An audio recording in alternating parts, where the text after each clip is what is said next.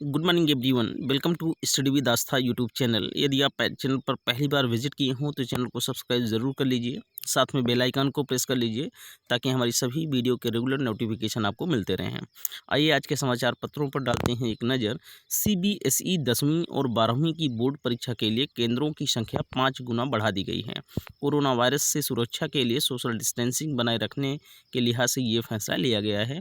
ये फैसला परीक्षा केंद्रों के संबंध में है। केंद्रीय मानव संसाधन विकास मंत्री डॉक्टर रमेश पोखरियाल निशंक ने इस बारे में निर्देश जारी किया है। डॉक्टर निशंक ने कहा है कि 10वीं और 12वीं के बचे हुए पेपर की परीक्षा के लिए केंद्रों की संख्या बढ़ाई जा रही है। लॉकडाउन से पहले देश भर में 3 केंद्रों पर परीक्षा संचालित हो रही थी। अब ये परीक्षाएं 15,000 केंद्रों पर आयोजित की जाएंगी, यानी परीक्षा केंद्रों की संख्या 5 गुना बढ़ा दी गई है।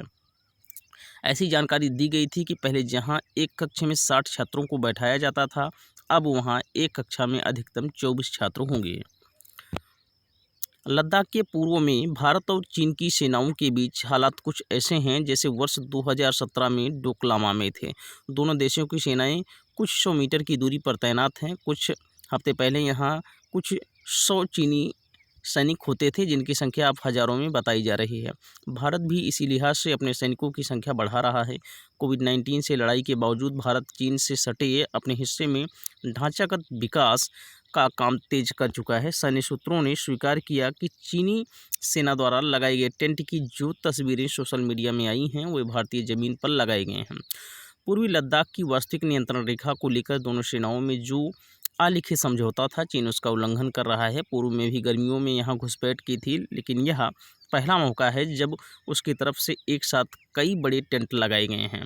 गलवान नाला क्षेत्र में भी चीनी सैनिकों ने डेरा डाला है। टेंट व सड़क निर्माण कराए जा रहे हैं। भारत द्वारा शिकायत दर्ज कराने के बावजूद कोई असर होता नहीं दिख रहा है। इसलिए भारतीय पोस्ट KM 120 के पास भारतीय सेना ने तमाम सामान पहुँचा दिए हैं।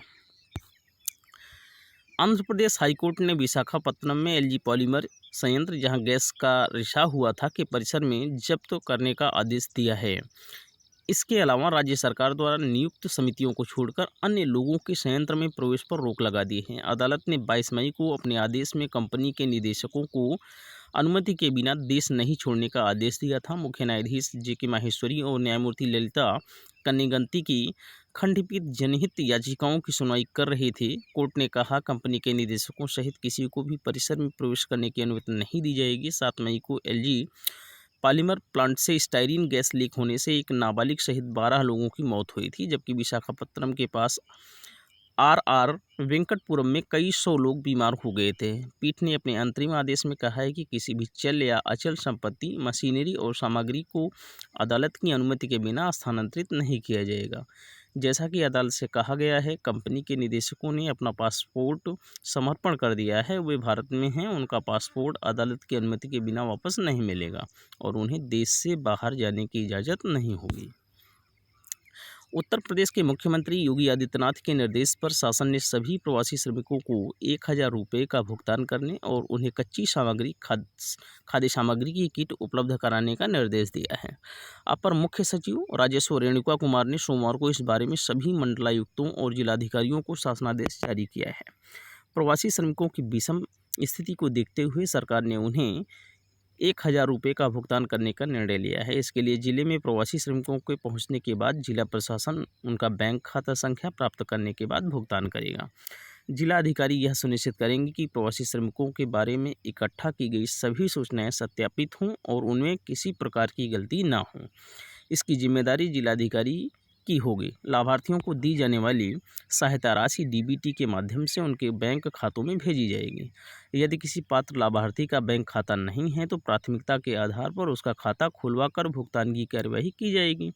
जिलाधिकारी को वितरित की गई धनराशि की सूचना और लाभार्थियों की संख्या आदि का विवरण ग्रामीण विकास, नगर विकास व श्रम विभाग तथा राहत आयुक्त कार्यालय को भेजना होगा।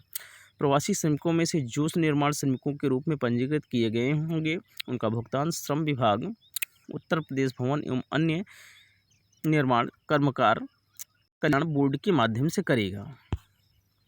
भारत सरकार द्वारा प्रस्तावित affordable rental housing complex scheme से उत्तर प्रदेश को मलिन बस्ती और अवैध कॉलोनियों से निजात दी जा सकती है। इस योजना के प्रस्ताव को लेकर योगी ने प्रस्तुतिकरण भी देखा।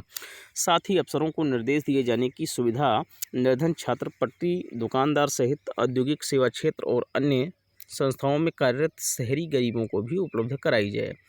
किफ़ायती किराए पर आवास की सुविधा करीब 1 करोड़ श्रमिक कामगार व शहरी गरीबों को देने की तैयारी है। उन्होंने कहा, लगभग 25 लाख श्रमिक कामगार प्रदेश में आ चुके हैं।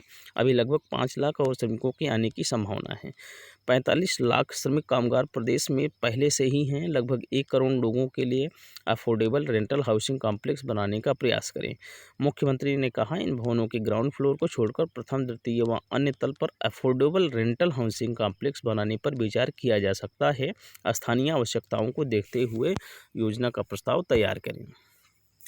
नेपाल के रक्षा मंत्री ईश्वर पोखरेल ने भारतीय सेना प्रमुख के बयान को नेपाल के इतिहास के लिए अपमानजनक बताया है। पोखरेल ने कहा कि यह बयान नेपाल की स्वतंत्रता और उसकी सामाजिक विशेषताओं को नज़रअंदाज करते हुए दिया गया। उल्लेखनीय है, भारतीय सेना प्रमुख MM नरवणे ने लिपु लेक से मानसरोवर के लिए बनाई गई सड़क के नेपाल द्वारा आपत्ति जताने के मुद्दे पर कहा था कि नेपाली किसी और के कहने पर विरोध जता रहा है। पोखरेल ने कहा कि भारतीय सेना प्रमुख के बयान से नेपाली गोरखाओं को बहुत ठेस पहुंची, क्योंकि भारत की रक्षा के लिए उन्होंने हमेशा अपना बलिदान दिया है। नेपाली अखबार राइजिंग स्टार को 22 मई को दिए एक साक्षात्कार में पोखरेल ने कहा कि इस तरह का बयान देकर भारतीय सेना प्रमुख अब गोरखा सैनिकों के सामने किस तरह सम्मानजनक तरीके से खड़े हो पाएंगे।